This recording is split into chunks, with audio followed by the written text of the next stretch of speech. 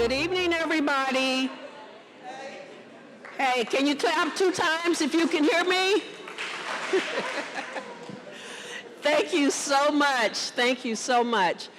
My name is Fatima Muhammad. I am the chair of the Hyde Park Neighborhood Association, as well as a business owner here in Hyde Park. And I'd like to take this opportunity to thank each and every one of you for coming out to not only visit in our neighborhood if you're not a resident, but to support this great initiative from the St. Louis Vacancy Collaborative. So with that, I'd like for you to first give yourself a round of applause for taking the time to come out and be with us this evening.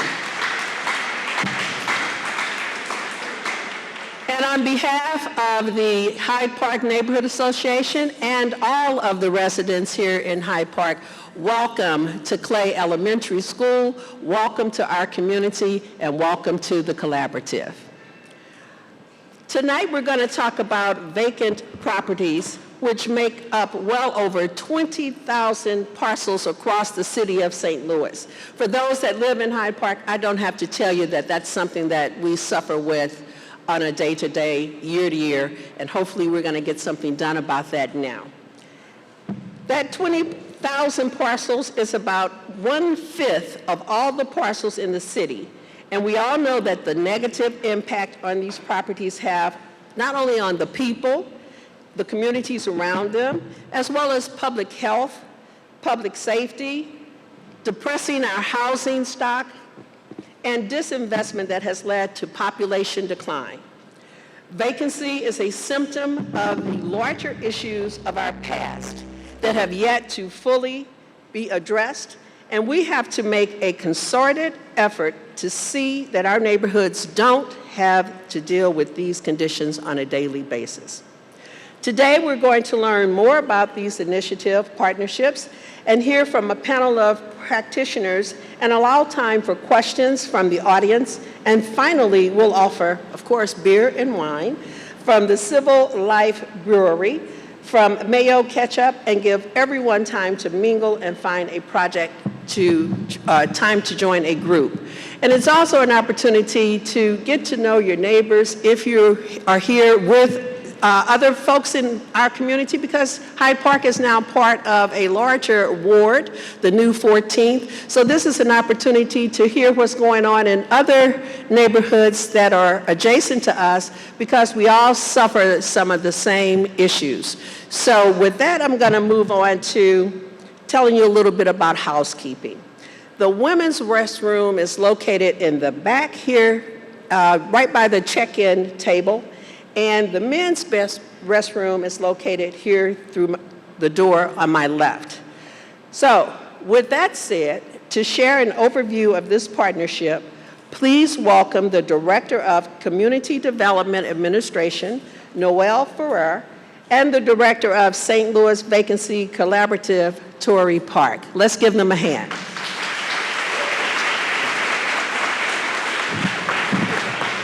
Thank you, Fatima, and good afternoon, everyone. Thank you all for joining us as we prepare to launch our next step in our collective efforts to combat vacancy and blight.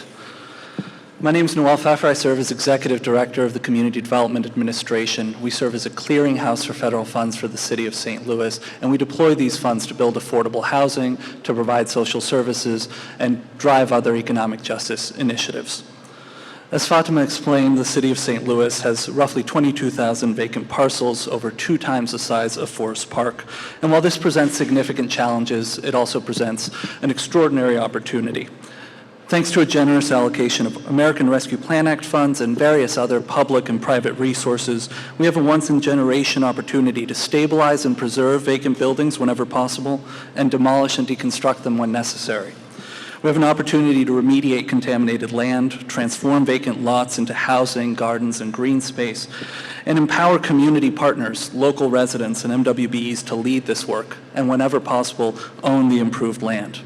We're also working to expand the capacity of city government to identify problem properties and take on speculators and irresponsible developers.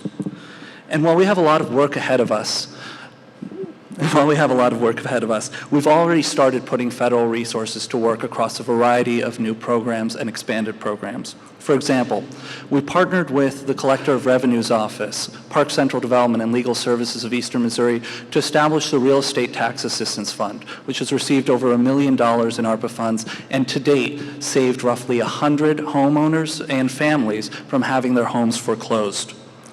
We've significantly expanded CDA's home repair program, whereas last year we conducted 201 home repairs over the course of the year, spending $2.1 million. This year we've conducted 274 home repairs and spent $2.6 million to date, and expect to clear 300 and hopefully hit 400. Prop NS out of LRA and SLDC has stabilized over 150 homes and sold 39. And we've just established a new private building stabilization program in the building division, seeding it with $13 million in ARPA funds and designed to, for the first time, give us a tool to stabilize not just publicly owned land, but privately owned land.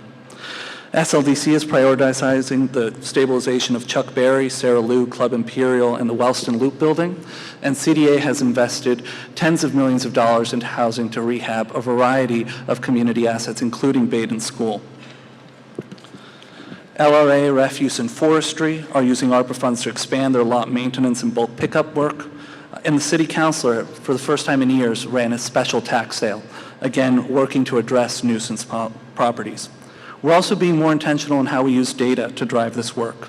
DHS has entered into a contract with Ptolemy, which is serving as a data warehouse for the city, and it will be a foundation for a lot of the Vacancy Collaborative's data work.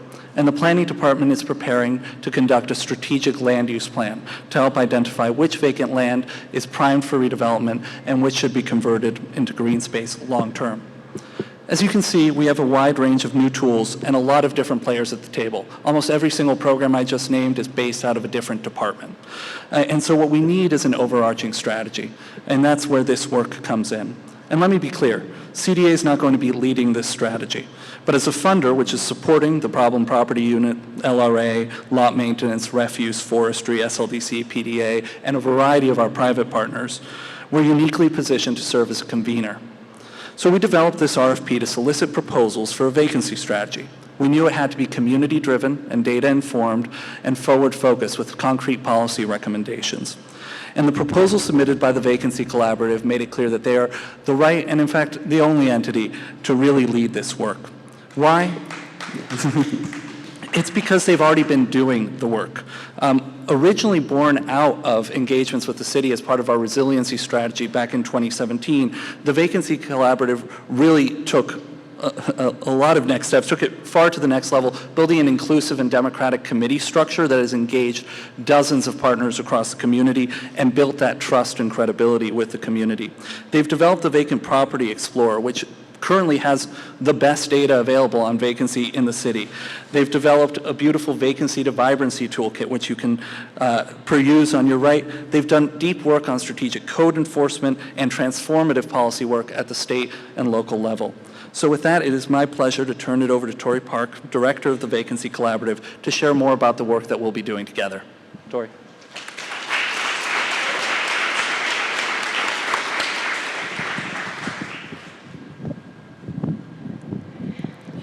Little adjustment for the 5'4" person.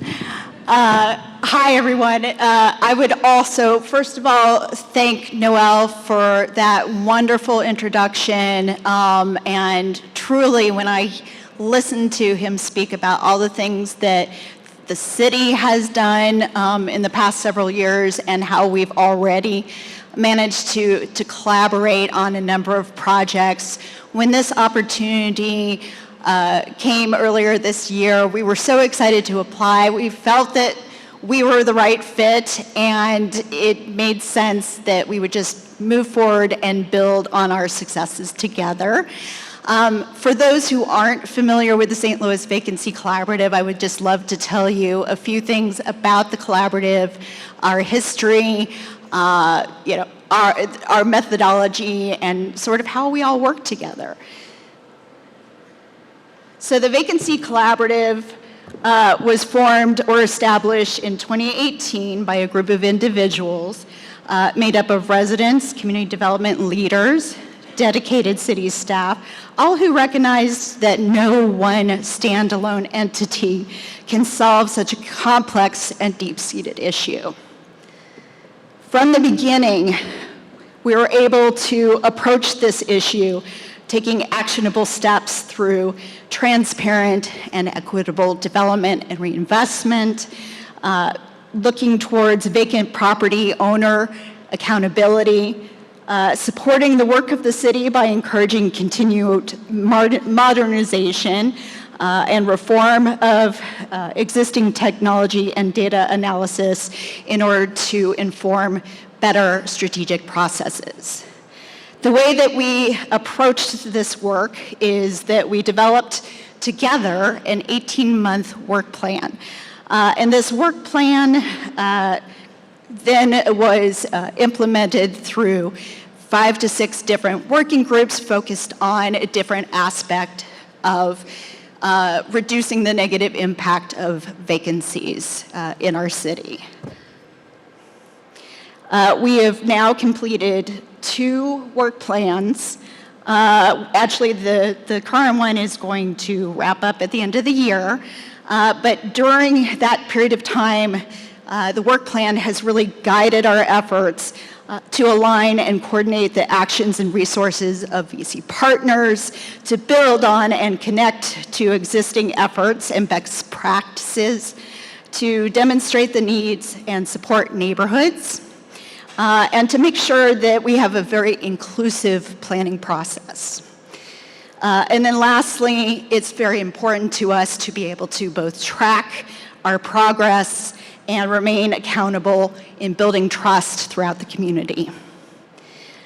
So now, to date, out of the working groups composed of community members, city staff, working alongside each other, many of the projects that Noel had touched on, we've made significant progress. Just a few examples, and these are represented by the tables along the mural wall. But one is the Real Estate Tax Assistance Fund that came out of the Vacancy Prevention Working Group led by Peter Hoffman of Legal Services of Eastern Missouri. And that group has to date kept about 70 families in their home. Yes.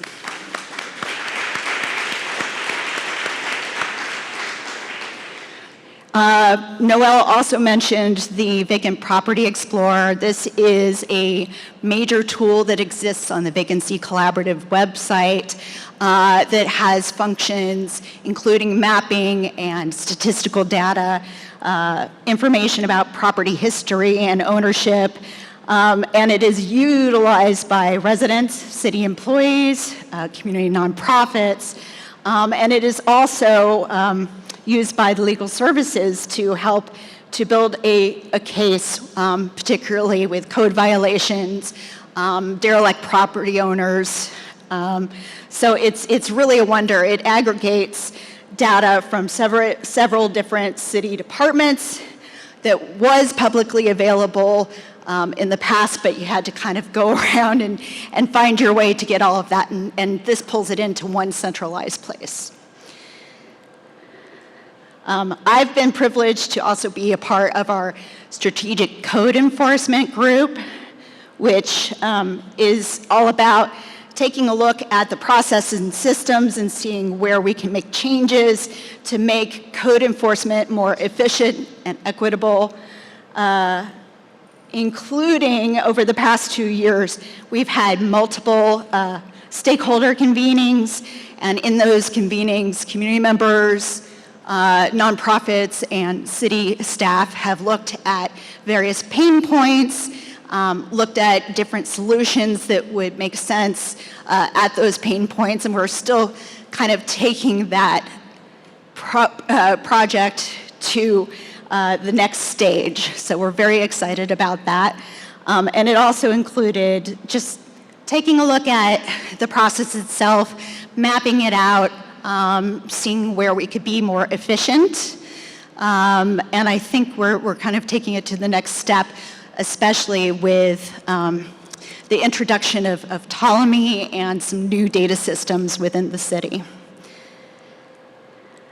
And then one other thing to mention, I'm very proud of this, the Vacant Lot Toolkit was introduced last year, and there are copies of it on the table over here with Samantha and Aisha. But basically, this came out of the Reinvestment and Reuse Working Group, which focuses on greening and reuse of vacant lots. And really, it helps to guide a group through the process of planning, to securing funding, to installing a garden, to maintenance. And these are tools that we feel are just going to strengthen our communities. So going forward, what's really important, I feel, to mention is for the next 2 years, the Vacancy Strategy Initiative provides the Vacancy Collaborative with a unique opportunity to build on past and present successes in partnership with the city, and particularly the funding invested will allow for the Vacancy Collaborative to hire additional staff, and to grow our capacity to do more with additional tools and resources. Finally, I wanted to mention, earlier I said that we were created around 2018. We're in 2020. We have just hit our 5-year anniversary. And I wanted to acknowledge the contributions of all the people involved. This is truly a community-driven organization. So I would like to ask our members of our steering committee and staff, if you would please rise so we can see you here in the audience. And let's give them a round of applause.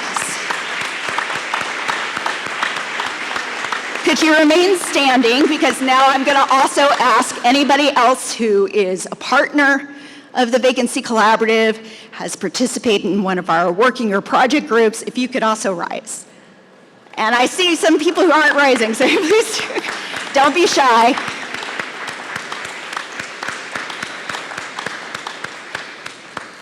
All right. This just goes to show we're your neighbors. We're here in the community, and for those who haven't stood yet, I just want to invite you, please do get involved with the collaborative. We're only as strong as the people that are part of this. And it's going to take everyone to work together.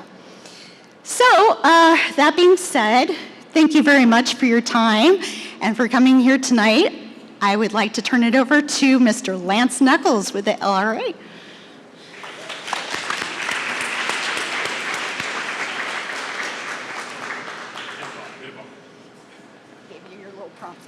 Yes, ma'am.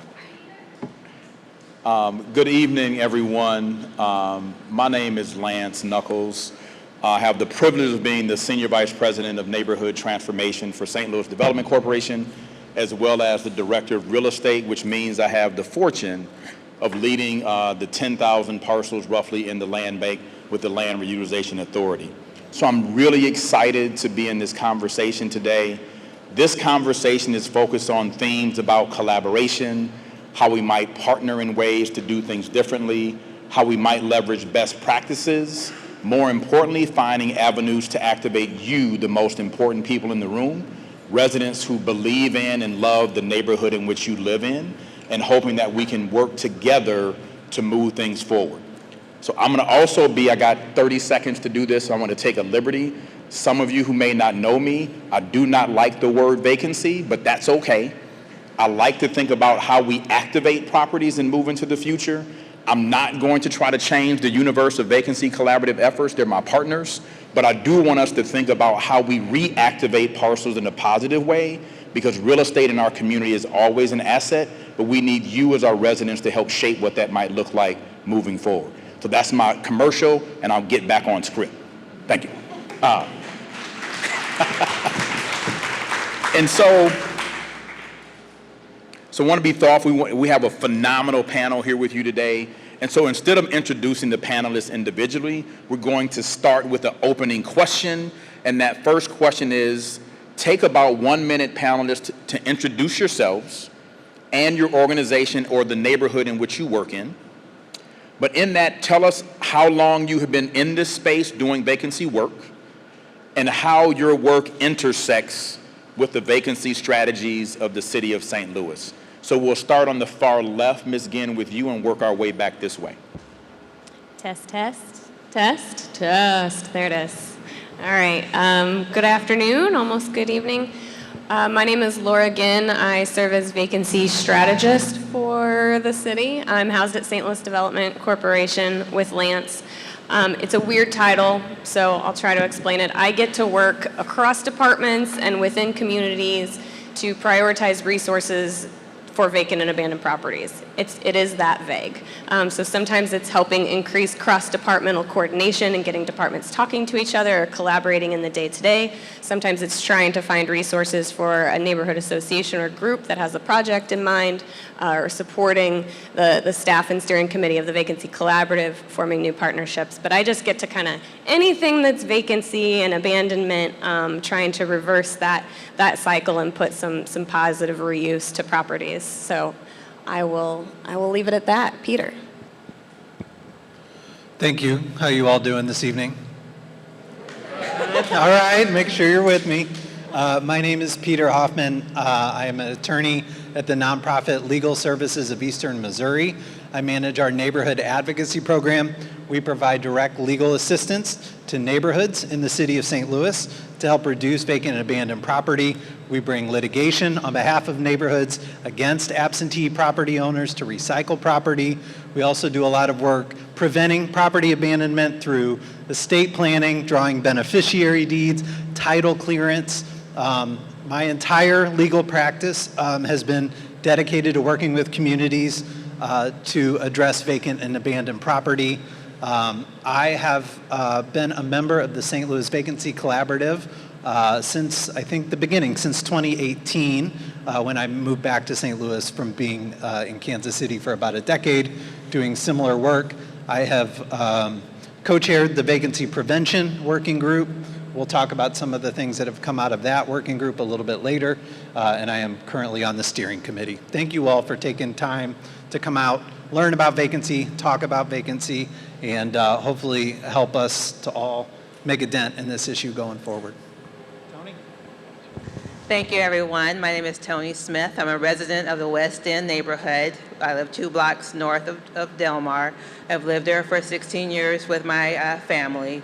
I've been working on vacancy, we've been working on vacancy in the neighborhood since I started in 2016 when I found out that there were laws on the books that said that we could do something about vacancy, because my neighbors, we got together all the time talking about what can we do about these vacant properties. We do cleanups, we do beautification projects, but what can we do about the vacant properties? So I found out there were laws there, but so St. Louis, they weren't available here yet in St. Louis. And unfortunately, I went to another seminar and I met Cindy Whiteside, and she said, there's something that I'm working on that you should come to that we're going to be addressing. The SLACO is working on vacancy. I said, so I'm there. So from there, just took off running. Peter, I tell him that I stalked him before, a year before he came here, and was just fortunate to be in a place that we can go ahead and address vacancy in the neighborhood.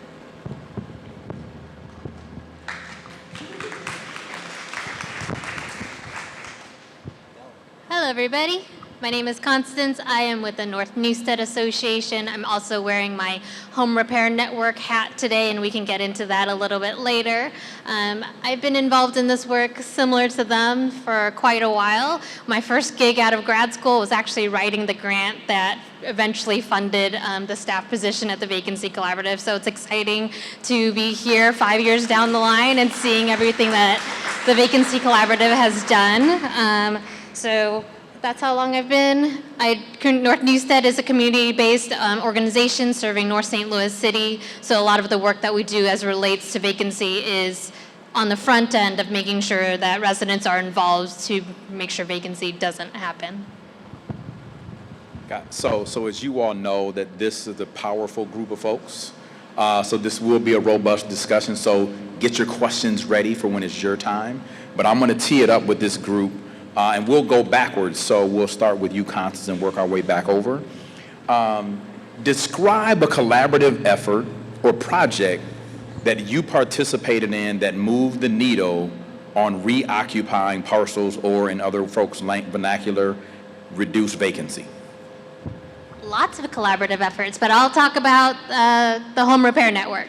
The Home Repair Network is a network of service providers in the home repair space that came together during the pandemic to just start meeting and talking about our experience as providing home repair to homeowners in St. Louis City.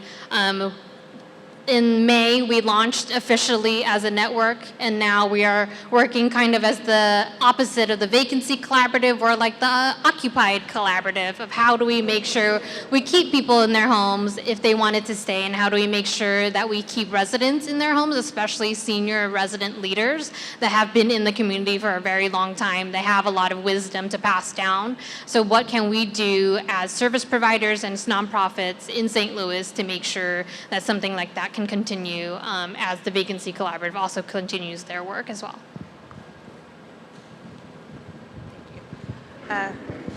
So far, my favorite project that we worked on in collaboration is when I was so fortunate to meet Samantha Smugala of Pocket Parks.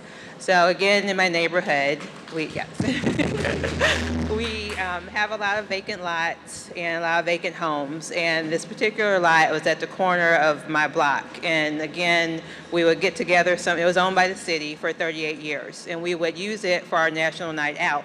But again, through meetings, we would talk about what do we want to see on this lot? What do we want here? And we talked about should be a community garden. But you know, we all have like very large yards, so we didn't want to do that. And then we said, what about a park? Well, we already have 5 neighborhood parks in the neighborhood, so no need for another park. And so people thought, well, what about just like a nice green space so it looks nice? So then when we want to use it, we can have some things there. But when it's not in use, when people are driving by, it just looks nice. So from there, a few neighbors, we started, figuring out how do you activate, a lot. So we got to learn about like art and creative placemaking and things like that. And then just fortunately, I was on a call with I attended reinvestment and reuse working group calls, and Samantha was on there, and she said, I am the founder of Pocket Parks. She talked about it, and then, okay, I'm going to stalk you now. So it's like, this is perfect. This is what we need in the neighborhood. And so we talked about it, and just really the stars just aligned. We were able to find grants. I serve on the board of St. Louis Artwork, so we were able to have the youth artists and apprentices come and do like some art sculptures. So it's a great, green space now. And we just 2 days ago on Sunday had an ice cream social there. Very, great turnout. So that's, by far is my favorite. And it really showed people in the neighborhood that we can, do this, because it was truly resident driven. And helped with the help of Pocket Parks, because we did like a lot of community engagement and talked about what we wanted to see there. So it showed other people in the neighborhood what can happen, and just like we have to work. It's our neighborhood. It is our responsibility to get some of these things solved. I know it's hard to see it every day, especially if you live in a high vacancy neighborhood, but there have been a lot of successful projects. Tony described some in the West End, but I think if you look in every neighborhood, there will be great examples of neighborhoods organizing, coming together, using city services, sometimes using the courts, sometimes using community engagement to attract investment into their community to reduce and eliminate vacant and abandoned property. One of the efforts that I think I'm most proud of through the Vacancy Prevention Working Group, we worked on a couple different projects to sort of enhance the legal tools available to neighborhoods to address vacant and abandoned property. One of those was passed in 2019 called SB 203. That allows community organizations to file suit against absentee property owners and sometimes recover attorney's fees as a penalty, so a pretty enormous holding cost, to really disincentivize not the mom and pop who's trying everything they can to fix up a vacant abandoned property, but the property owner who might be in Utah or California or Arizona, who really is not of our community, has no intention of investing in that property. Their whole strategy is to buy low and sell high and play our neighborhoods like a game of Monopoly. We have finally started taking those property owners to court. We, through our program in partnership with neighborhoods across the city, file dozens and dozens of these lawsuits a year, and we've had over 300 units of vacant property returned to productive use over the last 5 years. So we're making a dent. Thank you. It's not enough, and we need to do a lot more. It's not. We deserve better. Our city deserves better. Our neighborhoods deserve better, and we got to get that 20,000 vacant property number down to half, and then get it down to half of that, and then eventually get it down to zero. So there's lots of small efforts, lots of pilots, a lot of great ideas, lots of new things being tried. But over the next 5 years, we need to think about how do we scale that? How do we get more people involved? And how do we make a greater impact with the programs and tools that we have? I'll bring us back to green spaces like Tony and talk about my kind of pet project. It's an effort called Green City Coalition, which is a collaboration between the city of St. Louis, mostly forestry and parks, and the planning department, but our main partner is Missouri Department of Conservation, and the effort there is to identify concentrations of vacant and abandoned properties to convert to new community green spaces. We have 2.5 forest parks of vacant property, most of that in North City. They're not all going to turn into homes, so part of that is identifying where do we have needs to set aside open space that can absorb stormwater and reduce flooding in the future, and think about the long-term resilience of the city. Where do we need to increase tree canopies and reduce the heat island effect? And so that partnership is happening in 4 different neighborhoods: College Hill, Walnut Park, Baden, and Wells Goodfellow. And there's 7 different project sites that are all under different levels of conversion, to everywhere from actual parks to rain gardens to kind of pocket prairies, orchards, and a competition grade throwing field like shot put, discus, javelin. That's in Walnut Park. It's my favorite. But something that actually grew out of Green City that I'm most proud of is the work that we did back in 2018 to update the city's vacant building demolition standards. So we brought in EPA, Missouri Department of Natural Resources, worked with contractors and city departments, rewrote the demolition handbook for the city to reduce what was allowed to be buried in the ground, and to ensure that all demolitions are using misting fans to keep lead dust back. So that's a big collaboration that I'm most proud of. So, all right. So they, let me get closer to this microphone. So they shared stories about collaboration and the work they've done. So my next question is to have the panelists share with you about ways that you can activate yourself to actually be a contributing partner to reducing vacancy. So I'm going to pass that question to you all. How can residents activate themselves to be a part of reducing vacancy across the city? So I guess I'm the only resident. Yeah, we're all residents. I'm the only, yeah, that's my main thing. I'm a resident. So as a resident, again, you may feel like it's not your job, it's not your responsibility, but if you're living in an area that has high vacancy, like dumping and things like that, it is your responsibility to take care of yourself and take care of your family. It's like, because no one else is going to do that. So to organize, start like small with organizing, like, cleanups and different things like that. You can see and, get people involved. And as far as vacancy, what I did was, after talking to Peter, because he was still in Kansas City several times, I started like writing down the number of houses in the area that were vacant and just making a log. Then I would call Ameren to see like when's the last time it had service. I asked the mailman, when's the last time you've been there to for mail, just to making sure, because some houses you think that they're vacant, but people are actually living there, and so you don't want to create a list and have have someone's house living there. That's when we need to talk about home repair. So from there, after you create a list, you can start doing like the Citizen Service Bureau reports. And I always encourage residents, high grass, broken windows, things like that, to just go ahead and report them, and get your friends and your neighbors to report as well, and just be consistent with that. And then hopefully you'll start seeing the needle move, because they'll get citations and different things like that. The building inspectors, if you see them on the street, go and introduce yourself and say, hey, I'm Tony. I saw a banjo here earlier, and so he's not my building inspector anymore, but I still call him for different things. And that's how I saw his car on the street one day, and I just walked over to him and introduced myself and told him what I'm doing.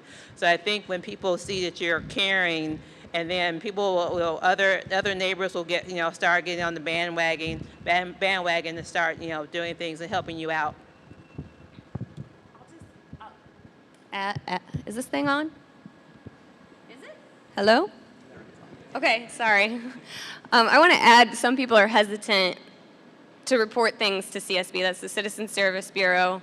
You can tweet them at CSBSTL. That's a really good way to get at it, because there has been a history of those requests not being responded to very well, and that's true. So we've kind of trained residents not to use that, when in the last just handful of years even, there's been so much work inside city departments and just the technology behind CSB to make sure that those are getting routed to the right departments, that they're showing up right on the dashboard of your building inspector on their to-do list.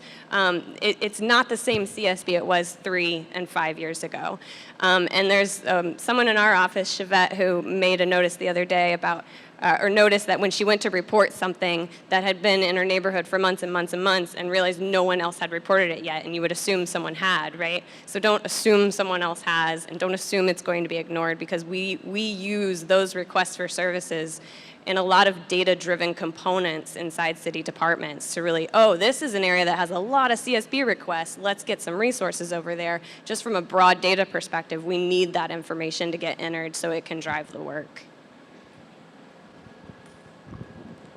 Don't start your own nonprofit, though. Instead, go to the Vacancy Collaborative's website and check out their map of community organizations. Get involved with those groups that are already existing out there. And if it's not a priority within your neighborhood association to tackle vacancy, guess what? You just wrote yourself a job description. Get involved with those neighborhood groups. Get involved and take advantage of its existing programs that Peter mentioned. There's a citywide landlord and rehabber training program. There's a the Neighborhood Leadership Academy. There are a lot of resources out there of a lot of folks already doing this work who want more people to do this work and are willing and able to have coffee and train you into seeing how you can fit into how you can address vacancy in your community. But don't start your own nonprofit, please. Yeah, so it's always good to be a part of conversations where folks are sharing their own authentic truth. That's a truth that I think is really important to understand, that there's enough organizations for you to put your people power into to help them grow and thrive. So just thank you for that. So I think the last question I have from my vantage point is, we know there's been really good work happening across the Vacancy Collaborative, as well as working with SODC. So in the work that we've done so far, what would you all raise up as the priorities in that priority list of items that we've been moving so far that we really want to raise up in a way to help residents understand the work that has to happen moving forward? I can start. As I just echo what everybody's already said, get involved. Get involved with the place-based community organizations. Those are the entities that can help shape city policy, help set goals for reducing vacancy across the city. The other thing I do want to hold up is there have been other types of reforms to some of the legal tools that should really help the city move exponentially on this issue and do more than pilot projects. One of those things is reforms to the city's tax sale process. That was another initiative that our Clear Titles Working Group has helped to champion. It was changed, enacted into law last year through HB 1606. It allows the city's tax sale process to move more quickly for vacant and abandoned properties. It closes some of the loopholes that bad actors would use to exploit the tax sale process, pulling property out without paying all of the debt owed to the city. So there's been a lot of tweaks to that tax sale process that will better help clear title. So if you want to go buy a property and fix it up down at the tax sale from the city's LRA, you have more likely to have clean title to do that. So you can get a bank loan, sell that property to an owner. So there's been all kinds of reforms to these new systems, but implementation just takes a long time. It's a really big ship, and it takes a really long time to turn it around in the middle of the ocean, especially when you're talking about a tax sale process that affects thousands or can affect thousands of vacant properties a year. So I think get engaged with these working groups over here. Hopefully you'll get a chance to meet some of those co-chairs, learn about the different projects that are taking shape, and figure out a way to get engaged, help shape that, help push that, and help us scale up all of these great little effective projects and pilots and really bring it citywide to meet the scale that we need to for this particular challenge. So. Priorities? There you go. Sure. What popped into my mind is education. Just really, there's some amazing articles out there that talk about reducing vacancy and how they have a positive effect on reducing crime. Like Peter and I were just talking again about this article that and I think it happened in Philadelphia where they put a fence around a vacant lot and they saw gun violence drop. It's because people are just like, okay, something's happening here. Someone cares about this area. So looking at, things like that, and again, talking to like your neighbors about this. I hope everyone goes home and says like, I attended this amazing meeting and about the Vacancy Collaborative, look it up on the internet and just, keep spreading the word so that everyone throughout the city knows about like the work that's happening with the Vacancy Collaborative and getting involved some way, somehow.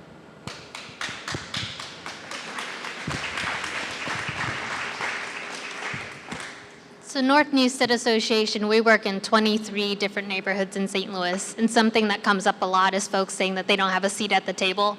But these are your seats at the table. You don't have to pass any sort of like, oh, do you have a college degree in this thing or that thing? You existing as a resident in this city is your seat at that table. So grab that seat, take that seat, and participate and share your viewpoint of your life with the groups that are existing already.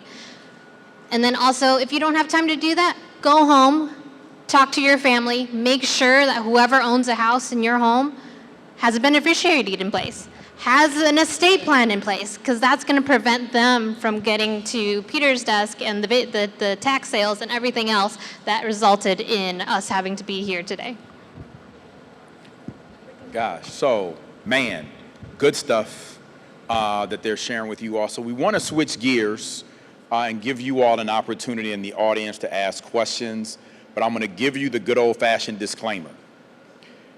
If you have a specific parcel in the city that you're interested in or has been bothering you for the last 6 months, let's not make this the moment in time. You could find me after the meeting and express that to me.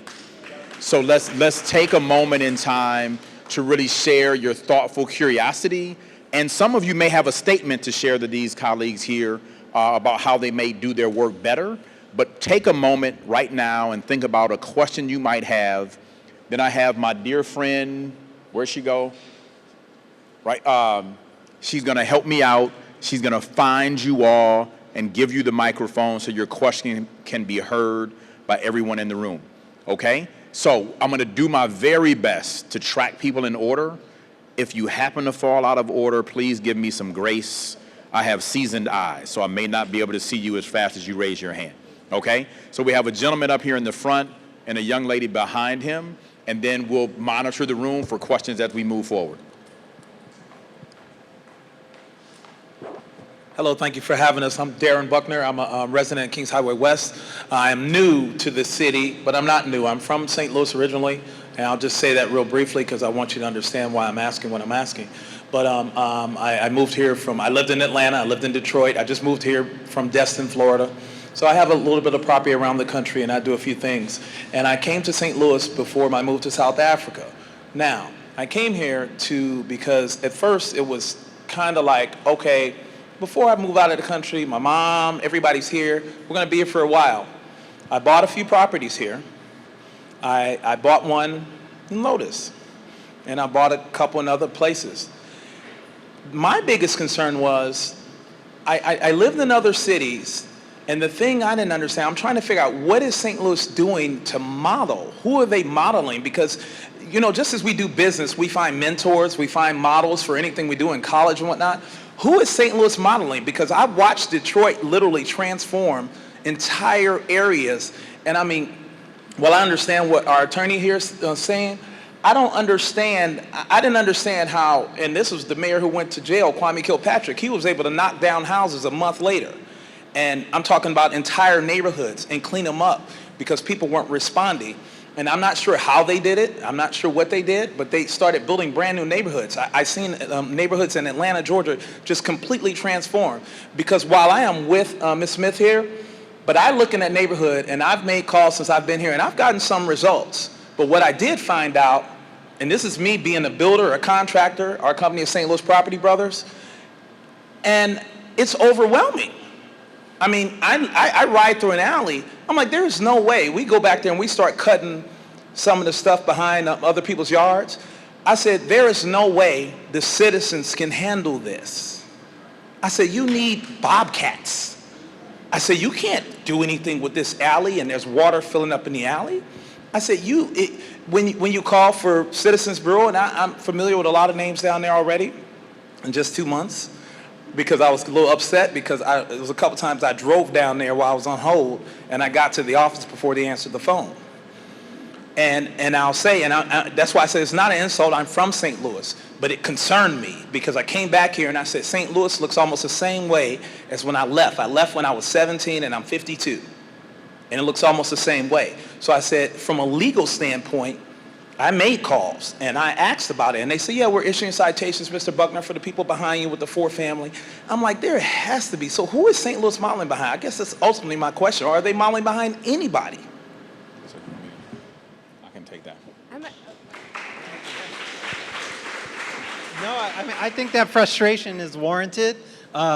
We need to remember St. Louis is unique. It is not unlike Detroit in the magnitude of the problem, but it also faces unique political challenges. A lot of the legal tools are constrained by charter or at the state level that make things very difficult, and they haven't been looked at a state level or at a charter level for a very long time. And so changing some of those legal tools does need to happen. But I think the other thing that is really a once-in-a-generation sort of opportunity is this federal money that's flowing into cities. And never has there been an opportunity to stabilize property, demolish property, cut grass, board property, make them more safe and more secure than there is right now. And so what needs to happen in a relatively short amount of time is there does need to be a plan formulated to put that money to use to do all the things you just described, support communities, enhance the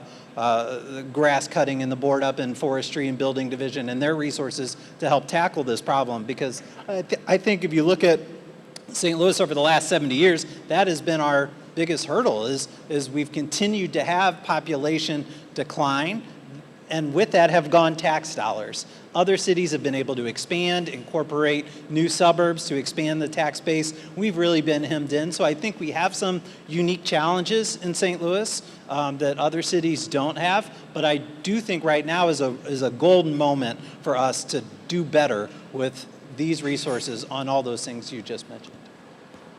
I want to emphasize and hammer that home a little bit. When I first came into this space in 2017, we had less than $1 million set aside for demolition of vacant buildings, no money to stabilize, no money to rehab. We're mowing properties 3 times a year. Peter Hoffman didn't come to St. Louis yet. That was our starting point. What we're excited about over the next 2 years, and because of the ARPA funding in part, but also because of things like partnerships with the St. Louis Regional Crime Commission, has brought $15 million to the table to do structural assessments of the LRA inventory and to fund demolitions. We've allocated $13 million to stabilizing privately owned buildings. That's huge. We have never been able to go into a privately owned property and fix those code violations for them. We've just watched them fall down until they demolish themselves. Prop NS came online in 2020. That's a $40 million bond to stabilize LRA-owned buildings and get them back into the market. Now we have, I think, a $13 million allocation to beautification and maintenance of vacant lots. That's all just now happening, and this partnership is about how do we spend that wisely, because as Peter will remind you, that's still nowhere near enough. So $40 million for Prop NS. I think someone said we got, 175 buildings so far. That's less than 10% of what we own. $13 million for private building stabilization. That's going to touch less than 5% of our city's privately owned vacant buildings. So even though you see this huge jump in resources, now the challenge is how do we deploy them most effectively in the next 2 years that we have to spend, and how do we learn from that to raise the funds and match the scale moving forward after this first wave of ARPA funding comes up. I want to encourage you to stay mad and stay on fire. Yeah. And I want your business card, because we need contractors. So, like, we need people that know how to get in there and fix these homes and take care of the land. So I know it's very frustrating. I call my good friend Lisa Potts maybe once a week. I say, I'm on fire. And then like we talk it out, and then we come up with a plan of whatever it is that's, what's frustrating us. But we keep going, because there's so much work to do, but it's doable, and we deserve better. And thank you for moving back to the city.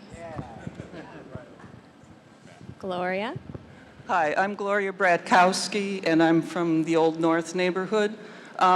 One question I have is that some time ago, the Board of Aldermen passed a bill that owners of vacant property were supposed to pay a fee every 6 months if they did not, do something, either get a building permit or have it for sale or something.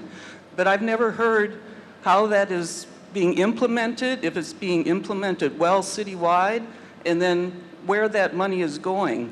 If the building division is getting that money, so that maybe they can hire more building inspectors, or one just for vacancy. So that's my question. I love that question, because someone can confirm, but I'm 95% positive those funds actually just go back into general revenue and then get reallocated in the budget season. So that one thing that people have talked about is, do we want to set funds like that aside specifically for programs that address vacant properties? And I think that's a great idea, and something that Peter's project group, Law, Policy, and Implementation, could certainly get into.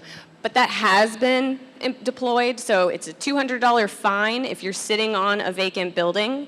If you don't pay that fine, you can actually get a $250 late fee.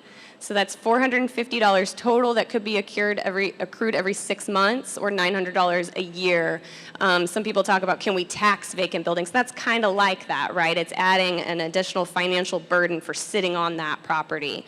And if those fees aren't paid for long enough, maybe in addition to forestry and others, they can actually be foreclosed in a special tax sale and go up for auction with those outstanding charges sitting there to be paid.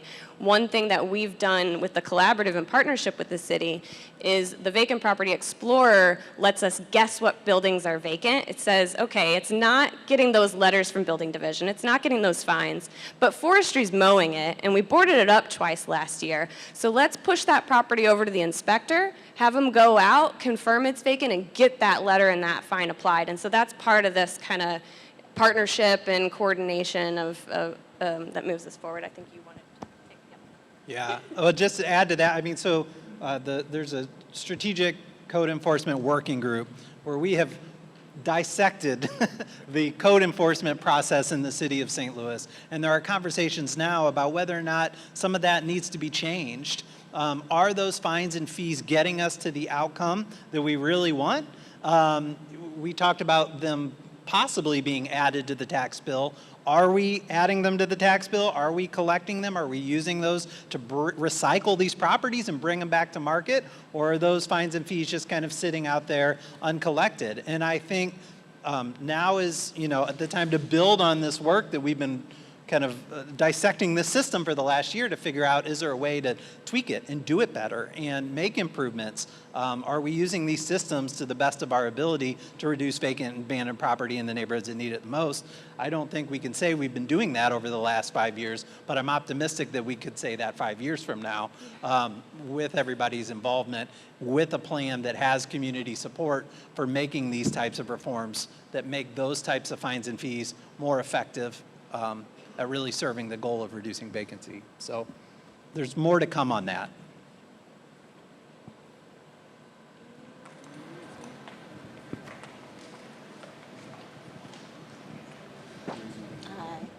Thank you. My name is Linda Anderson, and I'm going to speak from two different worlds. One of the places I'm going to speak of is I work in education. I work for a school district. And a couple of our schools, we have the vacancy barriers. We have that vacancy issue. Directly across from one of our schools, there's a vacant building. So one of my questions that I pose to you is there a priority in regards to when we're addressing the vacancies? Can we prioritize that if it's by a school system? Because what are we telling our families and our children's worth when they pull up to school and get off the bus and they see a vacant house and a vacant building every single day? And we've tried as a district to take on that, but we come into a lot of legal issues. The second question I have, and I always think of, is that sustainability piece. You speak about partnerships, but who are you targeting? Do you partner with HUD in regards to developing talent? Again, in one of our schools, we partner with Building Futures. And it's kind of like shop. I'm going to tell my age. But when I was in school, we had like a shop class. So we actually have our middle schoolers that's being trained a little in that trade. Do you partner with other schools and high schools in regards to their CTE programs in order to develop that talent? And possibly those students have ignited, that interest in staying within the city. And this is what I've done, going to their family. Maybe they want to invest. We have students in high schools that are entrepreneurs, that's starting their own businesses. So get the students engaged in this process, and I think we have a chance for that sustainability. Speaking from family, my grandmother is on Cates and Kings Highway. So when I would visit over the weekend, every weekend as a child, and when I visit now and take my grandchildren, it's a totally different neighborhood, and it breaks my heart. So we're left with debt because of this, what's happening now, instead of being left with wealth. So we have to figure that out too. So my main question is thinking of who you collaborate with, if we can tap into the youth to build, and if you prioritize your vacancies.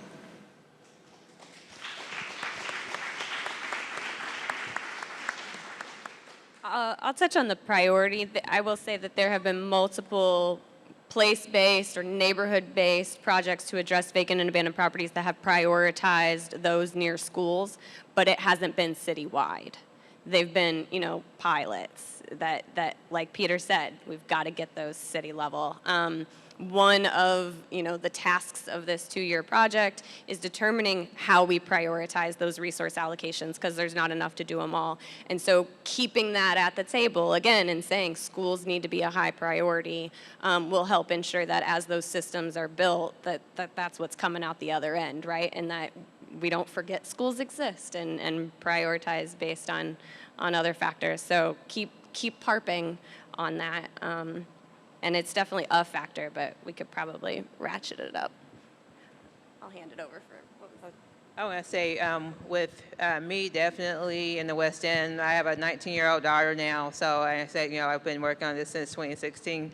So she was definitely a driver of, reducing the number of vacancies, just because looking around at what she has to see and what other children in the neighborhood have to see, thinking about kids at bus stops where they're standing there having to wait for the bus. We don't want them near vacant homes because we know nothing good happens, after midnight, but also near a vacant home. So there's definitely some cases of things that happened. So I think working with the residents in that neighborhood to teach them about the importance of reducing vacancy, but also aligning those priorities. It's like, where are our children, seeing? So let's tackle the ones that are near bus stops and our schools, first.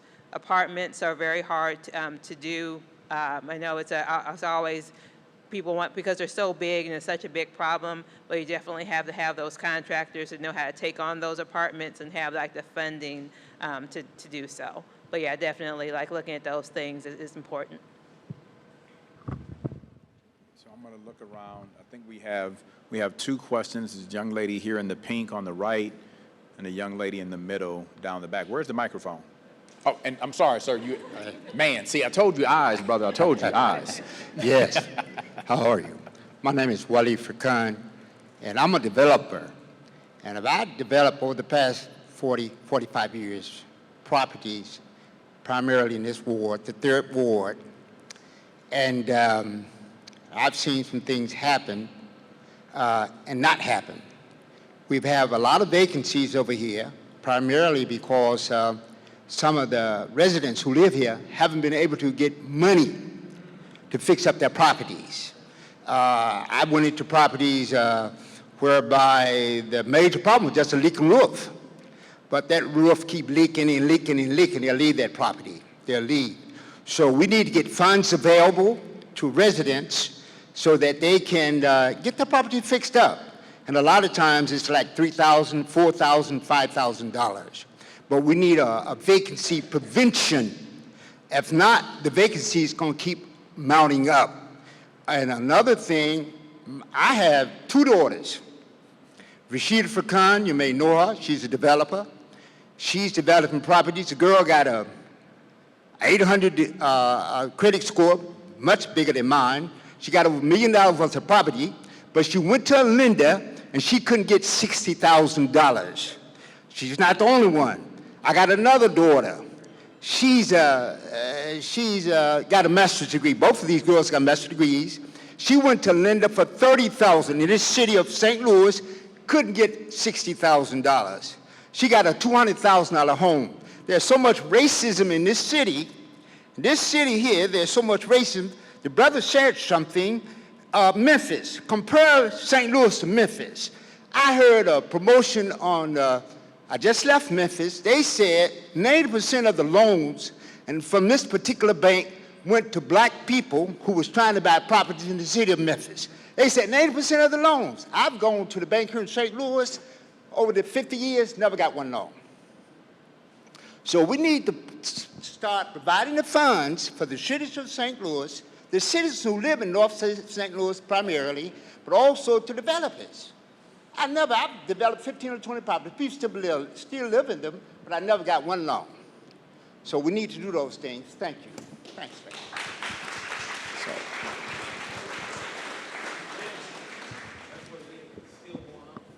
And that's something that the Home Repair Network talks about a lot, especially because a lot of the home repair programs that are existing are income limited. Something that we noticed with our home repair program is that lots of times seniors are just $100 over that limit. So how do we make sure that we have programs that are not income limited?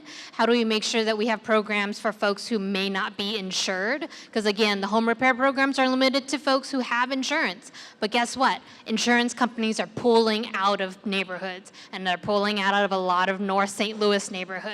So how do we reimagine these programs to make sure that we're covering the folks that otherwise would not be able to get assistance just because they make $2 over, or just because their insurance pulled out and they are not able to find another insurance to cover them? So I want to just toss in something. I know I'm not on the panel, but I want to just offer something for you as we think about this.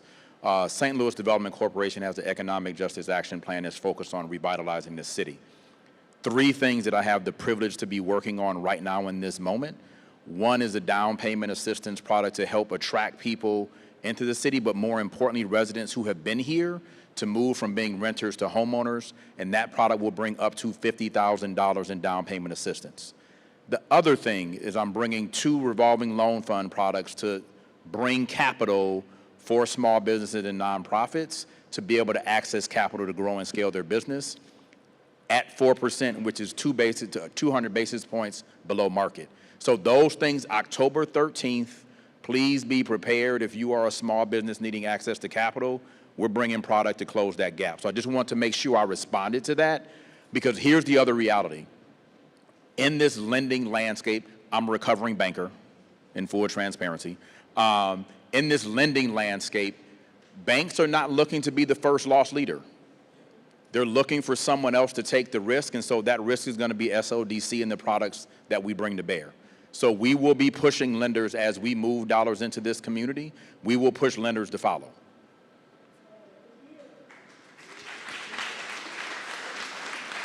So you had, y'all make it right. Excuse me. Thank you. Hello, everyone, and thank you all for putting this on for us. We really appreciate it. My name is Tiana Broadway, and I am a resident and homeowner of Hyde Park. And I engage with a lot of community leaders and residents and homeowners around here that really care about our neighborhood.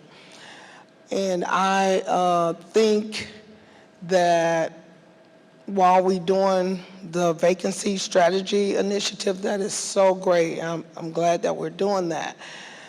Where vacancies, vacant lots and vacant homes, most of the time where those vacant lots and vacant homes, there's a lot of trash and dumping, and I am so concerned about the safety, health, and well-being of our citizens.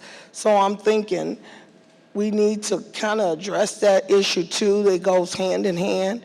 We need to probably hire some independent contractors to clean up these alleys so our children won't have to walk past all the dirt and filth that we see in our neighborhoods.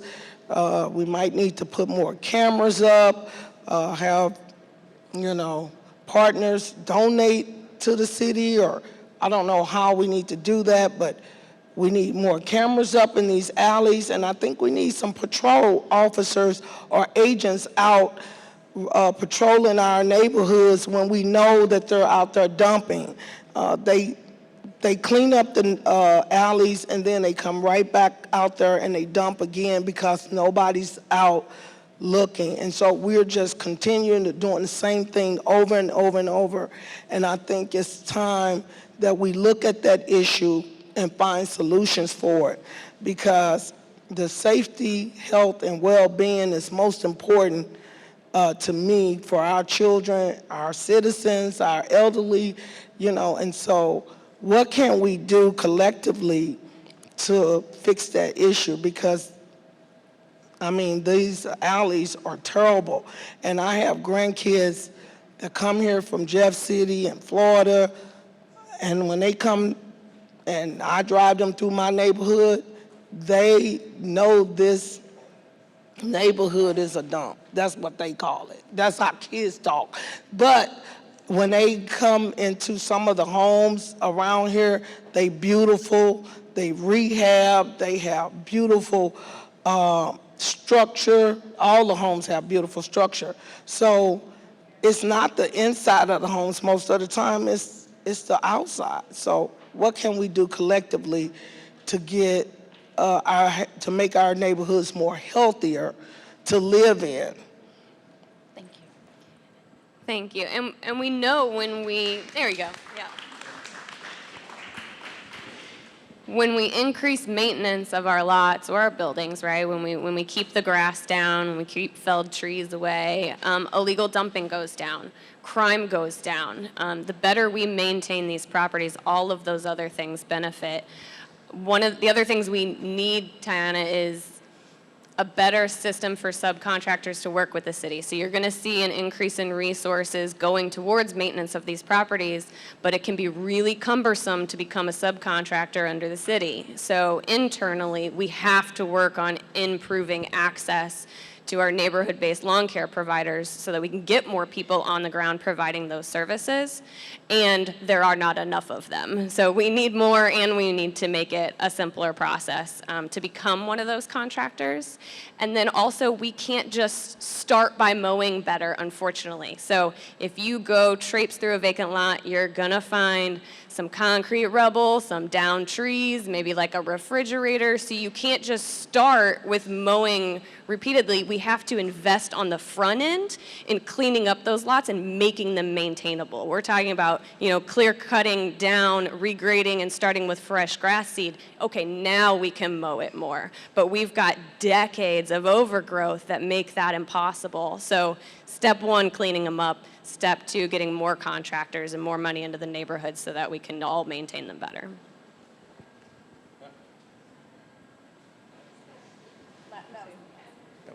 Okay, so I think we're going to have to wrap things up.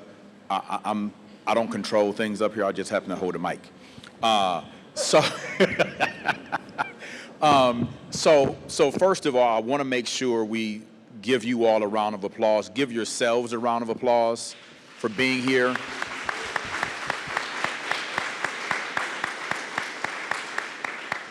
I think it's really important to create this kind of venue for residents to understand that there are organizations and partners working on behalf of and in partnership with you. I will say this, we will always get better. I think we're better today than we were a year ago, and we'll be a year from now than we were today with your partnership and collaboration. And so I know we had some wrap-up questions for you all, but I think based upon time, we will just ask the audience to give you all a round of applause for your service and work.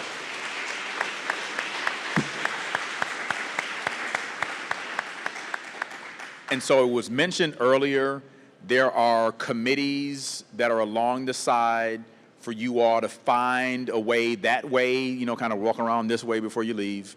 Find a place where your time and talent is valuable, where you think that your contribution of skill sets might contribute to this work moving forward, and increasing the activation and reducing the vacancy in parcels across our city. And I would ask you all to take a moment as you leave today to challenge yourself to find a committee to give 5 hours of your time to contribute to the growth and progress of this great city. So again, thank you all for coming. We do have beverages and food in the back. Please stay a while and congregate and get to know each other. We'll have staff and these collaborative partners here as well. Thank you so very much for your time, and have a wonderful evening.